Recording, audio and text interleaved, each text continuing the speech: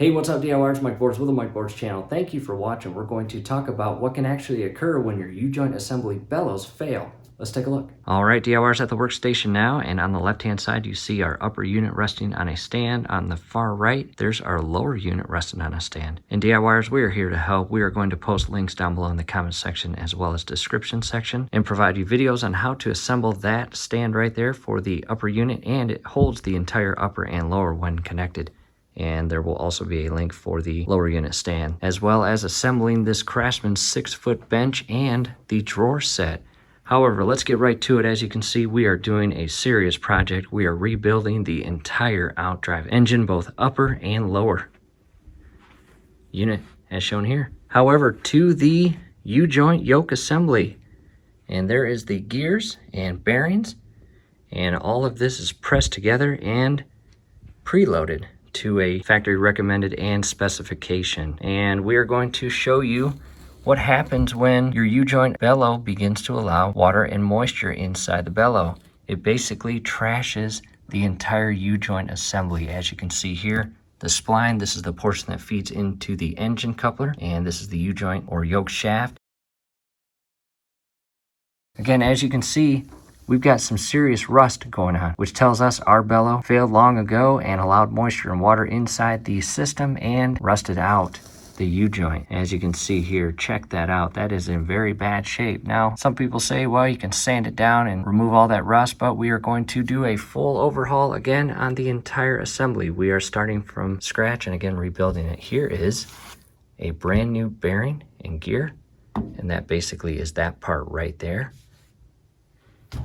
And the only thing that I'm reusing on this entire unit or assembly is this retainer nut right there. Everything else is going to be replaced. So again, that rust is definitely not doing us any favor, nor the actual U-joint crossbars.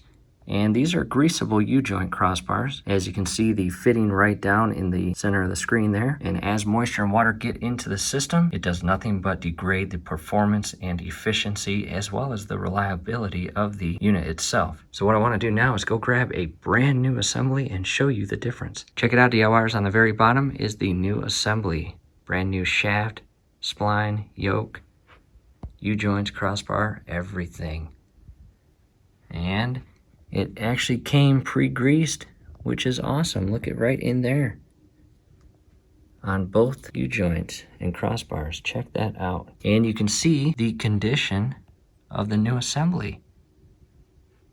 No rust at all. As well as on the inner portion, compared to the old assembly that allowed moisture and water into the bellow area and rusted out this entire piece. And you see two little O-ring machine grooves on the new part, and you see a larger machine groove on the new assembly or yoke shaft just above the splines. And the original one from 1989, that does not have a machine groove. And hopefully this will answer a question you might have while doing your project. This machine groove came later down the line, and its sole purpose is to create a seal when the shaft is inserted the newly engineered and designed coupler that goes inside the engine that this spline slides into. And as the engine runs and the coupler rotates, it also rotates this, and everything works in sync as designed and as it is supposed to, making your outdrive engine run. However, we do not have the newly engineered and designed coupler, so we do not need to actually put the O-ring on this. However, since it's there and we do have the O-ring, we are going to install it. And in most cases, it will help you slide the two O-rings into place that go up here by having something filling in this large machine gap. So I just wanted to show you that and cover that. Again, DIYers, we are rebuilding the entire engine, and hopefully we can help you do it along the way. And what we are going to do next is take the new gears, bearings, and seals that we purchased for this new portion here. We're going to put them all together, set the preload, and that link is scrolling above. Definitely check that out. You may find that very helpful because there is a different preload setting for brand new bearings and gears shown here when installing them, as opposed to just removing the old set, both bearings and gears, and slide them on the new assembly. There is a different preload setting. We talk about that in the link that was just scrolling above. DIYers, hopefully this helps. Hey, do us a favor, below the video, you will see that thumbs up icon. Click on that, like the video, subscribe to the channel. Definitely ring your YouTube bell. That would be very helpful to us. We'd really appreciate it. Thanks again for watching, And also down below in the comment section, we've got a video on how to install a vise on this exact table. Again, we're here to help. Definitely check out those links. And real quick, I went ahead and grabbed the gaskets. These two small ones go right there. And then this large one right here goes here.